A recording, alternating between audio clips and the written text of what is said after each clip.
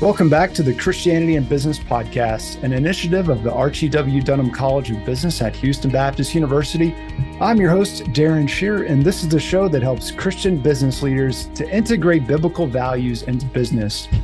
On this episode, we're joined by Bob Hasson. Bob is the founder and CEO of HPCI, a painting subcontractor, which he founded in 1978. For over 30 years, he's been active as a consultant and board member for churches, ministries, nonprofits, and school boards. His latest book is Shortcuts, The Proven Path to Purpose, Excellence, and Calling. And he's also authored Business of Honor with Danny Silk and Wired to Hear with Sean Bowles. Bob currently co-hosts the Exploring the Marketplace podcast with Sean Bowles, which is in the top 100 of all Christian podcasts weekly. He's been married now for 34 years to his wife, Lauren, as of last week, 34 years. Congratulations, Bob. Yeah. And they have 4 children and 2 grandchildren. Bob, it's so good to reconnect with you. Welcome to the show. Oh, thanks, Darren. I'm honored to be here. So glad to be with you. When did you first realize God wanted to be involved in your work in business? Because I know that he is very involved in your work in business today, but might not have always been that way. What was that transition point for you? It's so interesting. In 1977, I graduated from high school. In 1978, the Lord found me on Easter Sunday.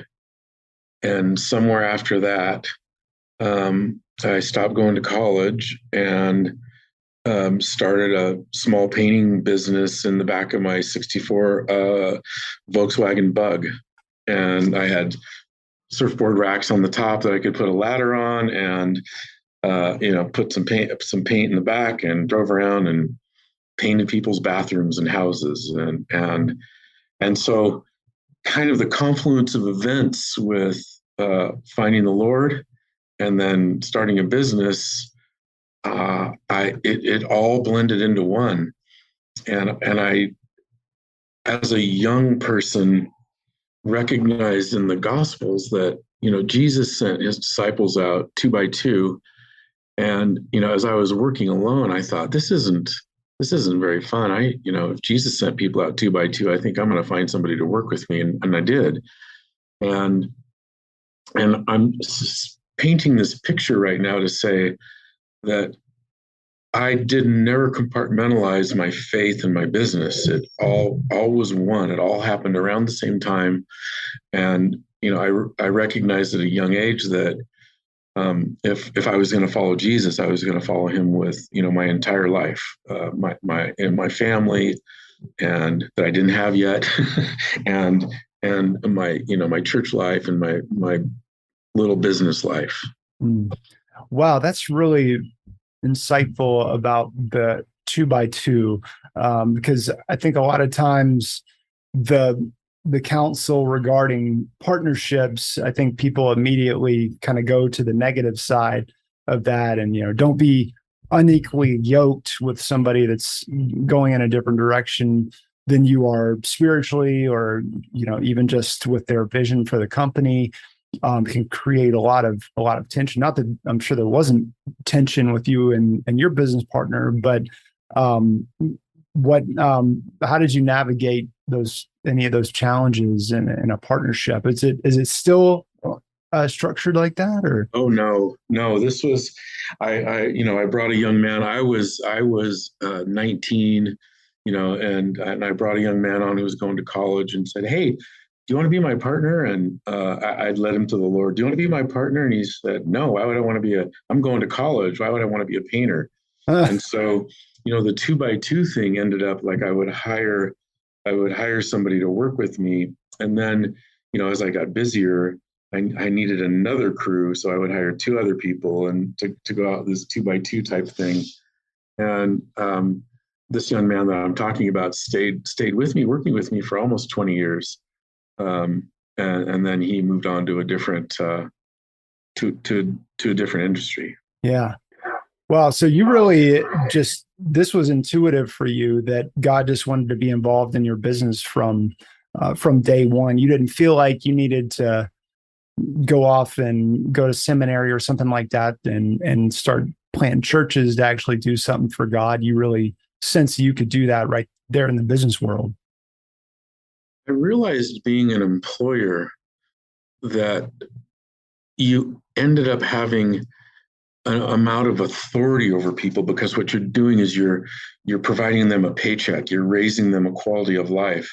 And so what I know now that I didn't know then is that I was bent towards the Father. And for me, being bent towards the Father, then people who came in contact with me in my business, whether they're employees, vendors, or professional partners, they experienced the Father, because that I was bent that way towards Him, leaning towards Him, and so they would experience kind of the character of the Father through me. Mm.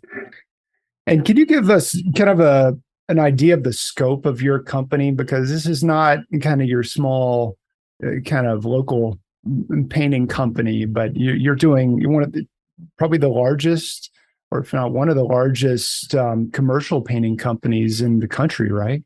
Yeah, it's the way I like to say is that we started in the Volkswagen Bug in the late '70s, and now we're a mature company, which means that we're doing the top 0.5% size jobs, in the country, and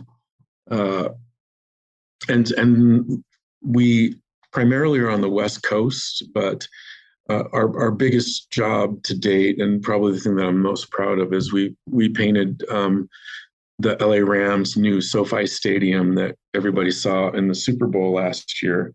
So we were part of that construction team that got that done, and it was an amazingly complex 5-year project, and there was hundreds of men working on that job alone. So it really is a business that's based on having a strong balance sheet in order to be able to get the bonding to qualify to do jobs that are that size. That job ended up, the total job was almost $6 billion construction for Mr. Kroenke, who's the owner of the Rams. Wow, my goodness. So how many employees are you working with currently? It depends on our workload. It goes from, hundreds to thousands and everywhere in between, depending on how many jobs we have at a current time. There's ebbs and flows. So, we have a robust org chart and an office that takes care of our field where most of our employees are. Mm. Bob, what's one of your favorite Bible verses or passages related to business and entrepreneurship? Well, I'm going to make it that way, but it's Proverbs 3, 5, and 6. Trust in the Lord with all your heart, lean not into your understanding, acknowledge Him in all your ways, and He'll direct your paths. And one of the things that as a business owner that I have a problem with is trying to control things. I'm always trying to control things, and I get myself in trouble. And so I come back time and time again, year after year, decade after decade, back to the scripture. And what I've learned to do is actually plug in whatever issue I'm worried about. Trust in the Lord in all your ways. Instead of that, I say, trust in the Lord with cash flow, this week or this month. And I actually appropriate the thing that the issue that I'm the most worried about or anxious about into this scripture. And it's been a tool that I've used that has helped give me peace to, calm the anxiety down. We all know the Philippians verse about the peace that passes all understanding. And by kind of appropriating Proverbs 3, 5, and 6, it helps me to get to that peace that passes all understanding place. Mm. Can you give us an example, maybe a story or testimony of when you were in the middle of a difficult decision, or even a kind of ordinary decision, but you, instead of leaning on your own understanding, you acknowledged Him in that particular instance? Yeah, I have a really dramatic story, and this is after 45 years. This is sort of a standalone. God did this amazing thing. We had just finished a major project at Los Angeles World Airports, one of their new terminals, and it was a big job, and it was an 8-year job. And after we were in a dispute, and there were millions and millions of dollars that were at stake. And so on a Wednesday, we had a meeting in Los Angeles to go up in front of the construction managers, the contractors, lawyers, and mediators to try to get this thing done.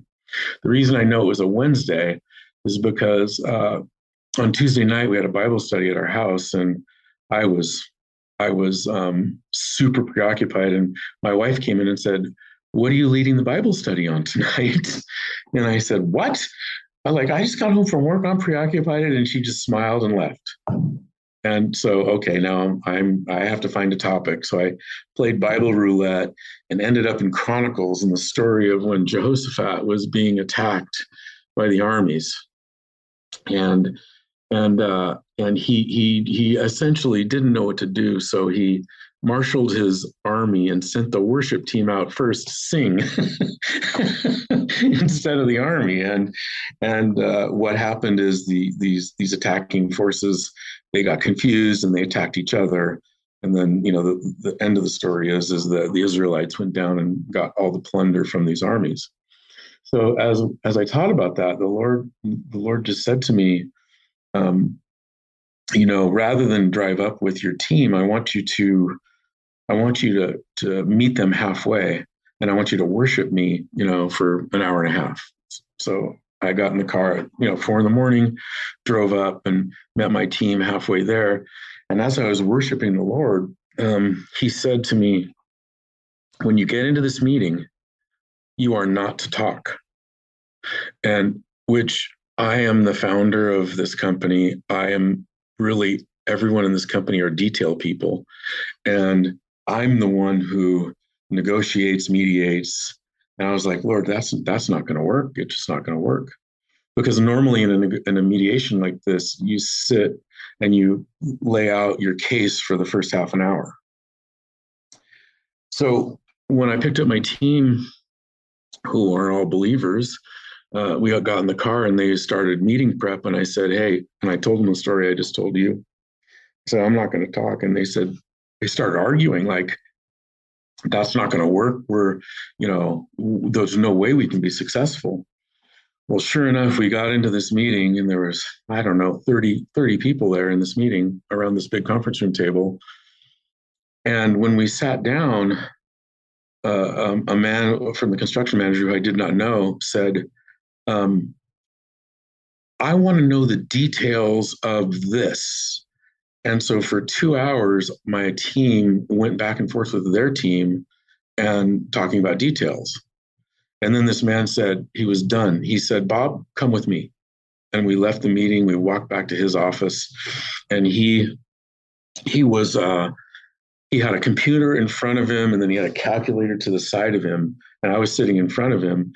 And so he started on the calculator, and he said, "I'm going to offer you this." And he threw a number out, and I had a pad of paper, and I was like, "Huh." So I'm not supposed to talk. So I just started writing.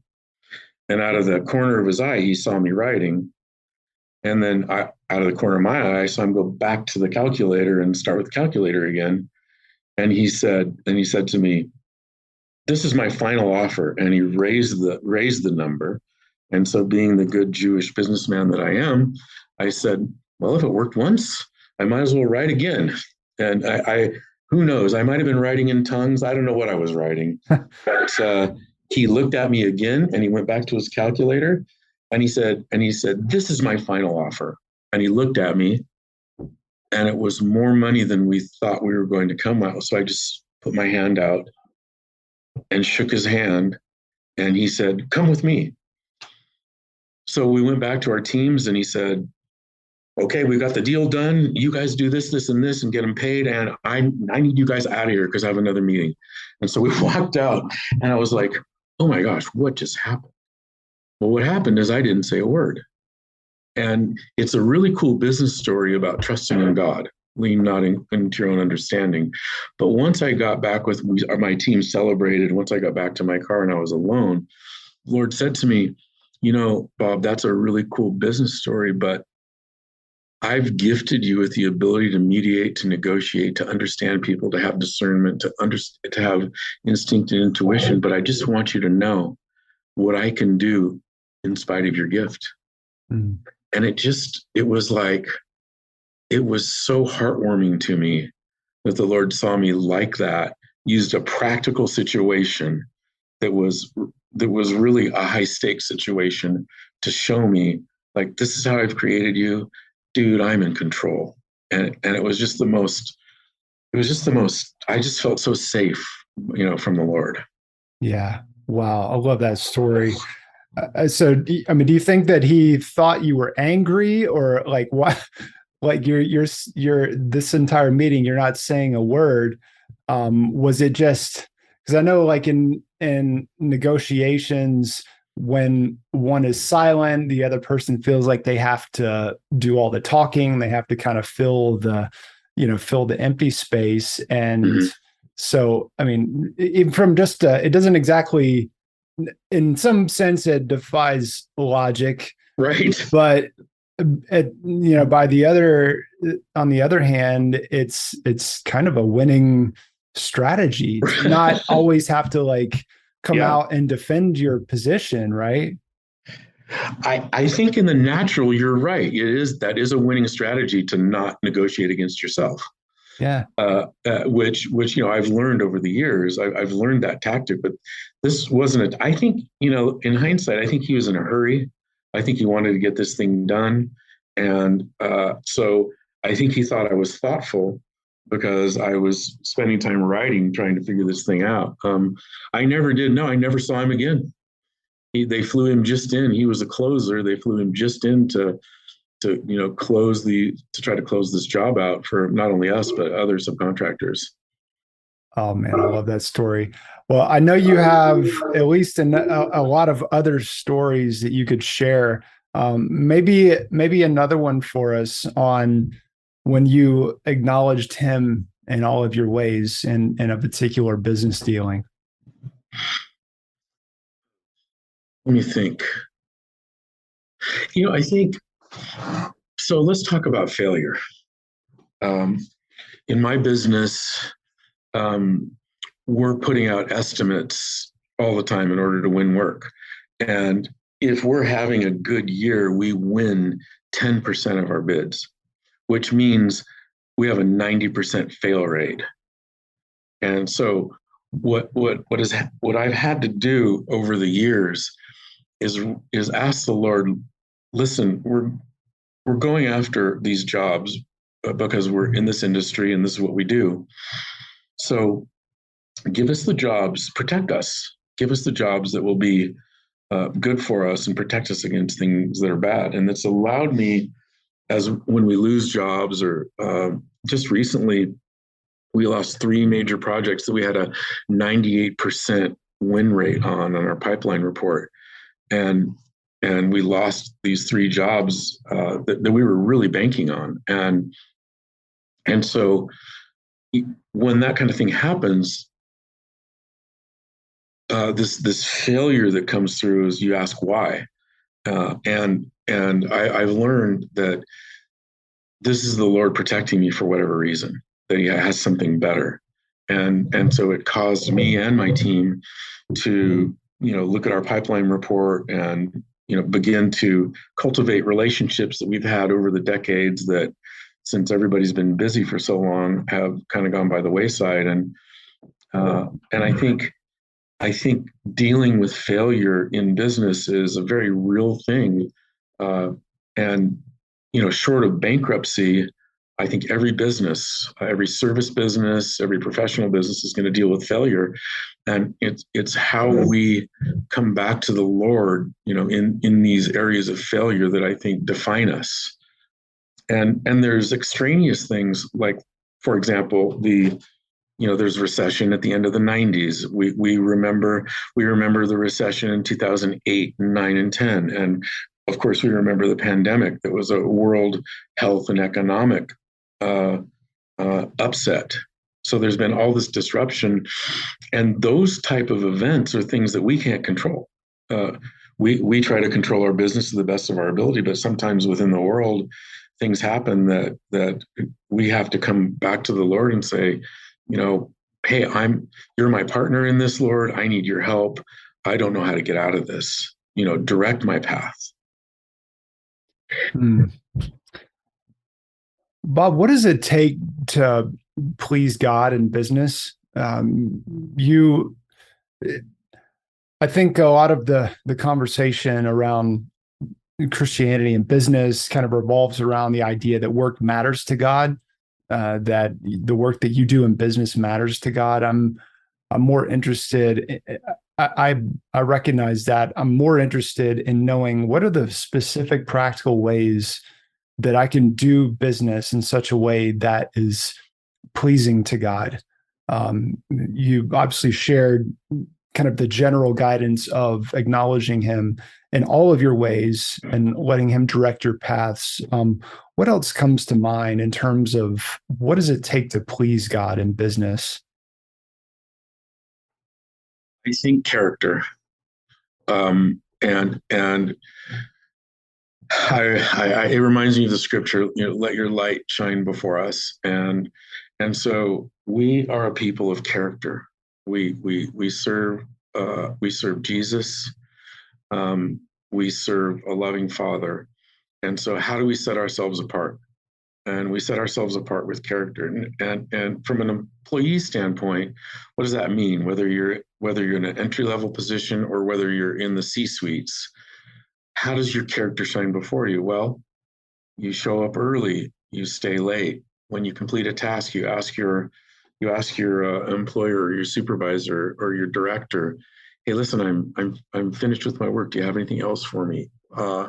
You go to other employees that you're working with and say, "Hey, do you need any help on a task?"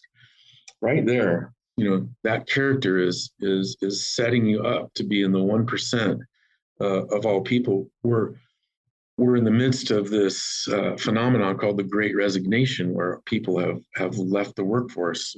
They're saying over 11 million people. But even more, in May, in the Wall Street Journal, there's an article called uh, hmm, "The Ghosting of New Jobs." And what's happening right now that nobody's seen is people are interviewing for jobs, accepting jobs, and then not showing up for the jobs. They're ghosting the jobs. And people are seeing it, employers are seeing this nationwide and industry wide. So, why is this happening? I think, why is this happening? Well, what's happened to the character of people? They've gotten used to increased unemployment benefits through the pandemic. People have decided, maybe I'll retire, maybe I don't need to go back to work, maybe I'll start another industry. But what has happened to the character of people? And then I look into the business realm and say, um, are businesses working with in honor and character? And for example, Enron. Enron was a company that ended up spectacularly going bankrupt and taking Arthur Andersen, a huge accounting firm with it. 300,000 people lost their jobs in both companies because the the the people in the top of Enron were trying to have the company that was the most valuable in the world, and they did whatever it took for that to happen. And they ended up having no character. So how do we use character in business? How do we honor our commitments? Is our yes and our no? And I think that if we're going to be believers in business, then our character needs to shine before us. And does that mean we make mistakes? Well, we don't make mistakes. It means we make mistakes, but we're willing to apologize and try to do the right thing. And doing the right thing is something that is a lost art right now in the division and dissension where we are in this even century. I'm not even going to talk about since the pandemic. How do you cultivate that kind of character in your company? I'm really vulnerable and transparent with my executive team, with the people that report to me, the people that and the vendors and professional people that I'm with. I'm looking for to be, hey, listen, I made a mistake. I thought this way and I was wrong, or I did this and I was wrong.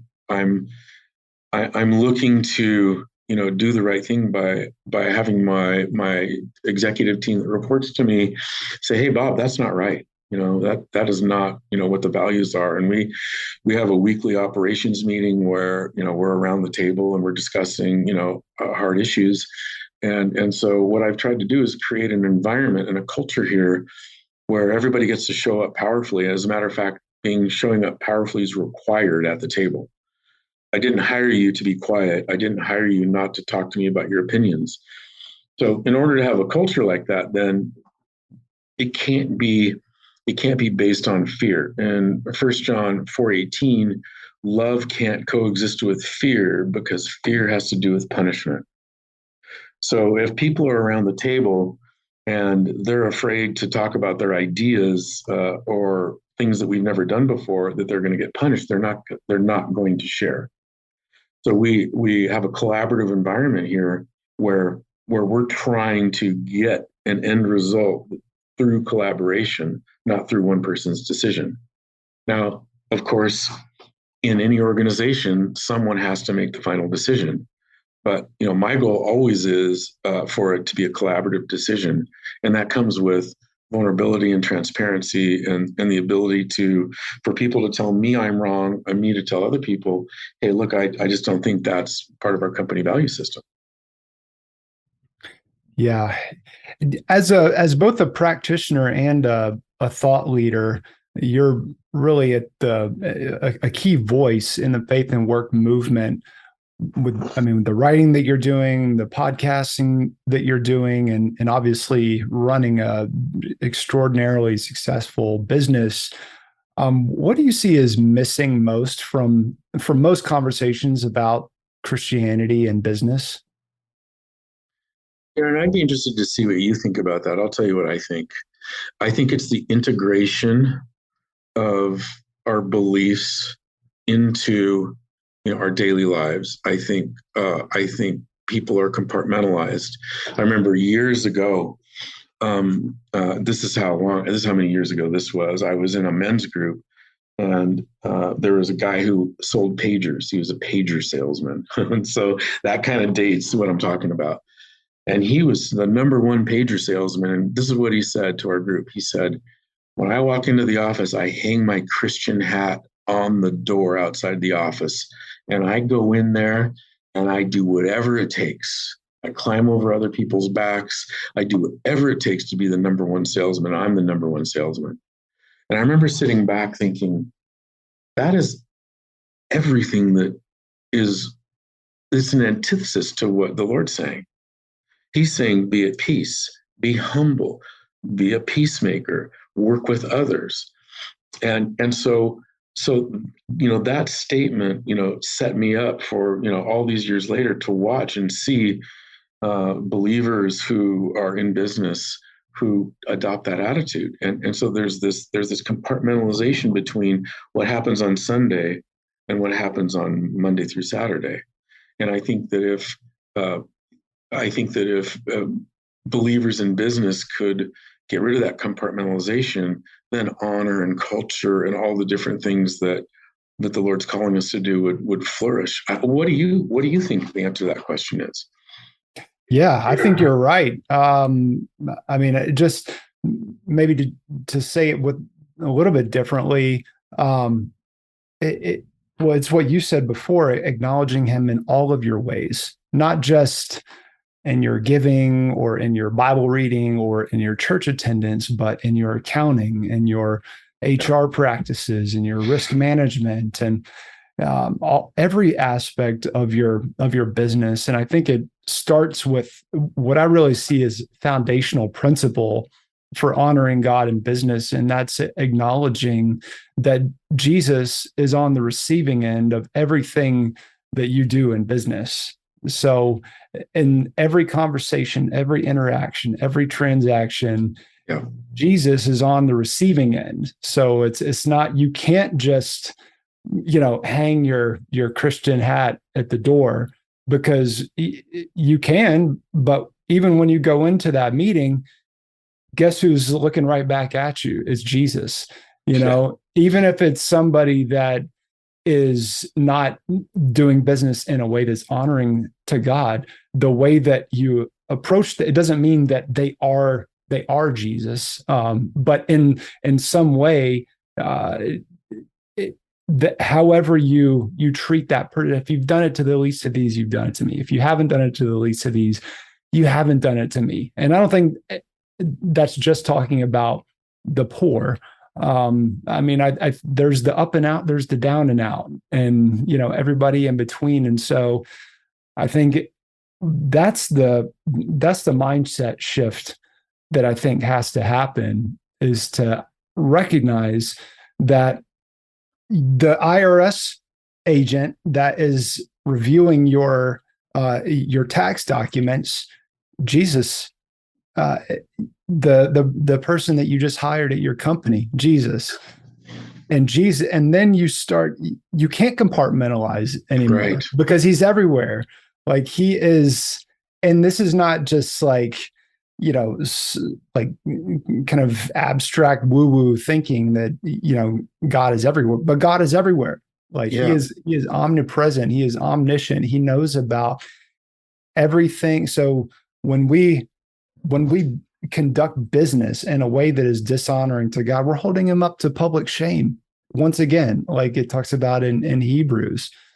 So I love the thought of Jesus is on the receiving end. I love how you frame that, because it's true. If we recognize everyone that we're dealing with, from in every interaction that we have, we're looking at the face of Jesus. It changes everything. Absolutely. Well, this is it's been so good, Bob. Where should people go to hear more about what you're doing? Obviously, bobhasson.com. Yeah. Is that the best place for people to go? HASSON.com. And then I'm really active on Instagram. I think it's bob.hasson on Instagram. Just look for the guy with gray hair. And it's very cool gray hair, I might add. And you can buy the books on Amazon or at bobhasson.com, and I think it directs you to Amazon. So it's been really cool. This new book, Shortcuts, has been something that I've just been in my heart, but it's talking about work ethic. And one of the things you and I talked about last time we were together was in Genesis 2:7, God breathes life into Adam.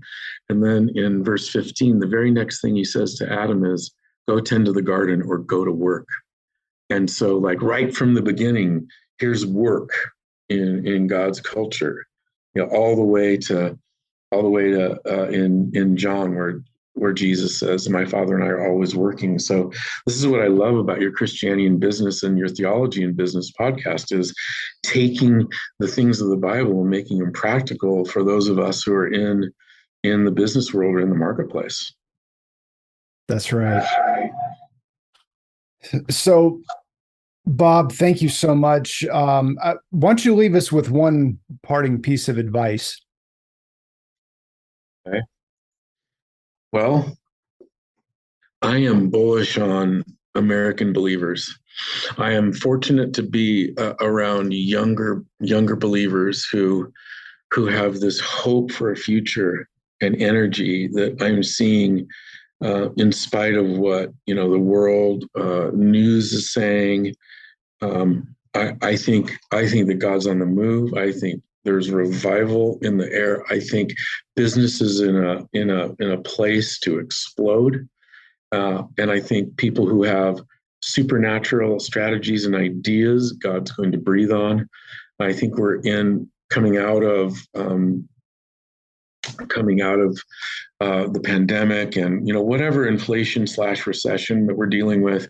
I think God's about to be on the move, and I'm very, very excited to see what these next 5-10 years look like.